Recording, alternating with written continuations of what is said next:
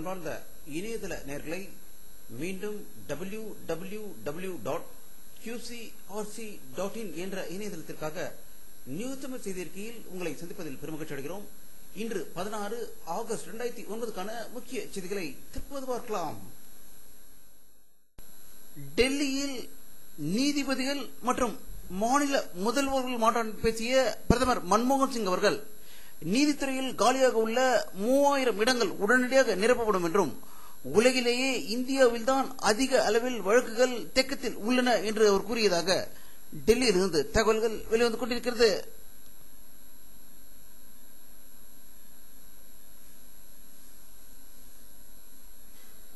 கர்நாடக மாநிலத்தில் பன்றிக் காய்ச்சலுக்கு 2 பேர் உயிர் இழந்தாகும். இதுவரை இந்தியாவில் பன்றிக் காய்ச்சலுக்கு உயிரிழந்தோர் எண்ணிக்கை 27ஆக உயர்ந்திருப்பதாகவும் தமிழகத்தில் தாம்பரத்துக்கு அருகில் உள்ள கிறிஸ்துவ கல்லூரியில் ஹாஸ்டலில் தங்க படிக்கும் மாணவர் ஒருவருக்கு பன்றிக் காய்ச்சல் அறிகுறி தென்பட்டதால் அவரை தண்டையார்பேட்டை தொற்று நோய் மருத்துவமனையில் அனுமதிக்கப்பட்டுள்ளதாக சென்னையிலிருந்து தகவல்கள் வெளிவந்து கொண்டிருக்கிறது.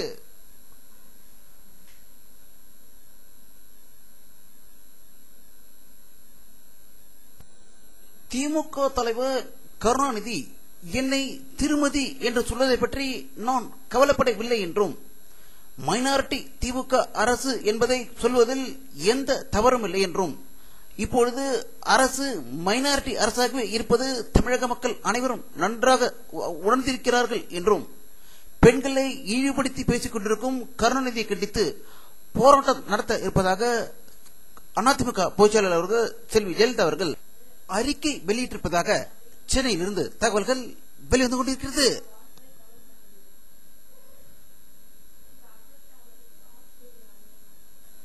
தமிழகத்தில் இடைத்தேர்தலுக்கான பிரச்சாரம் இன்று மாலையுடன் முடிவடைந்தது.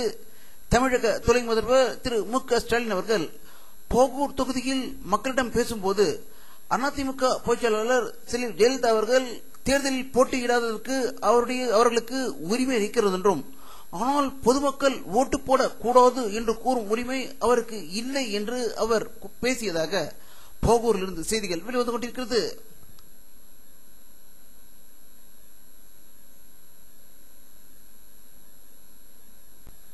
தேமுதிக தலைவர் விஜயகாந்த் அவர்கள் இடைத்தேர்தலின் இறுதிக்கட்ட பிரச்சாரத்தில் பேசும்போது இப்பொழுது இந்த தேர்தல் நடத்திருப்பதற்கு முக்கிய காரணம் திமுக என்கிற தில்லுமுள்ளு கட்சியால் தான் என்றும் எம்எல்ஏக்களை விலை கொடுத்து வாங்கிவிட்டு மக்கள் வரி பணத்தில் இப்பொழுது இந்த தேர்தல் நடந்து கொண்டிருப்பதாகவும் மக்களுக்கு பணத்தை கொடுத்து வெற்றி பெறலாம் என்பது நடக்காத காரியம் என்றும் மக்கள் சிந்தித்து வாக்களிக்க வேண்டும் என்று அவர் வலியுறுத்தியதாக கோவையிலிருந்து தகவல்கள் வெளிவந்து கொண்டிருக்கிறது.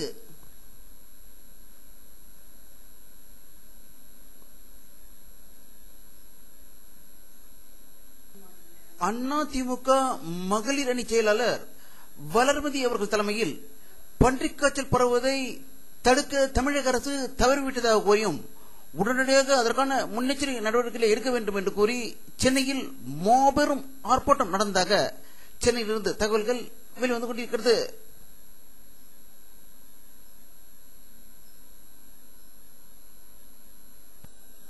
ஆந்திர பிரதேசத்தில் நிலை வரும் கடுமையான வறட்சி காரணமாக தெலுங்கானா மாவட்டம் ராயலசீமா மாவட்டங்களில் கடந்த ஒரு மாதத்தில் மட்டும் 21 விவசாயிகள் தற்கொலை செய்து கொண்டதாக ஒரு அதிர்ச்சி தகவல் ஹைதராபாத்திலிருந்து வந்து கொண்டிருக்கிறது.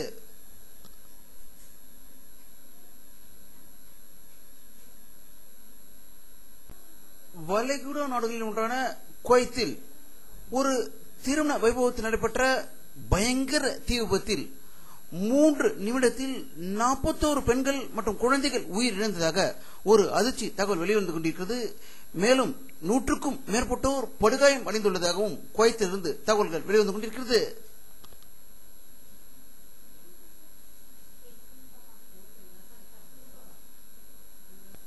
ஆப்கானிஸ்தானில் அமெரிக்க ராணுவத்தினர் தாலிபான்கள் மீது நடத்திய கடும் தாக்குதலில் 38 தாலிபான்கள் கொல்லப்பட்டதாக காபூலில் இருந்து செய்திகள் வெளிவந்து கொண்டிருக்கிறது.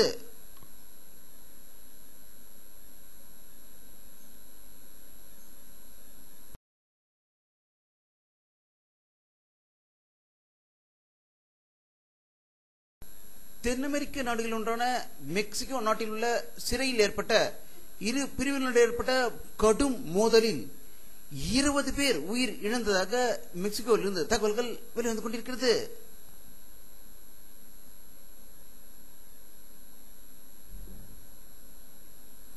ரஷ்யாவில் நடந்த விமானப்படை சாகச நிகழ்ச்சியில் 2 விமானங்கள் நேருக்கு நேர் மோதிக்கொண்டதில் ஒரு விமான பைலட் உயிர் இழந்ததாக மெக்சிகோவில் இருந்து தகவல்கள் வெளிவந்து கொண்டிருக்கிறது.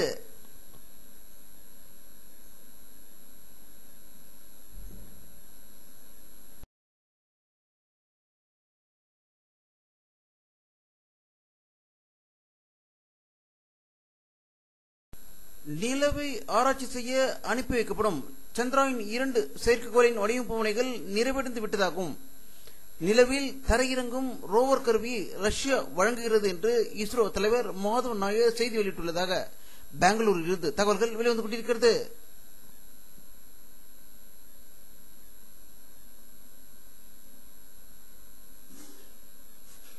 வானிலை அறிக்கை 16 ஆகஸ்ட் 2009 பிற்பகல் 2:30 மணி எடுக்கப்பட்ட சேட்டலைட் புகைப்படத்தை தற்போது பார்த்துக் கொண்டிருக்கிறீர்கள்.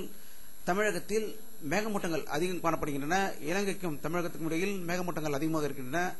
அதேபோல் சேலம், ஈரோடு, கிருஷ்ணகிரி மாவட்டத்தில் அதிக மேகமூட்டங்கள் காணப்படுவதால் மழை பெய்வதற்கான வாய்ப்புகள் அதிகம் என்றும் பல இடங்களில் மழை பெய்து கொண்டிருப்பதாகவே தகவல்கள் வெளிவந்து கொண்டிருக்கிறது.